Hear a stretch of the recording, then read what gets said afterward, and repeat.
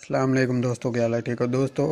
یہ we R F کا پی C B board ہے، اور اس پی سی بی بورڈ میں جب بھی یہ تینوں لائٹیں اکٹھی بلنک کرے تو سمجھ آئے یہ ایرر دے رہا ہے۔ پہلے نمبر پہ آپ نے اس کے جو ہے Indore to out door wire connection check کرنی ہے اچھی طریقے سے۔ اگر وہ ٹھیک ہے تو پھر اس کا سینسر چیک کریں، اگر سینسر خراب نہیں ہے تو پھر آپ نے اس کا ماڈیول اور آئی سی چیک کروانا ہے پی سی بی بورڈ والے کو۔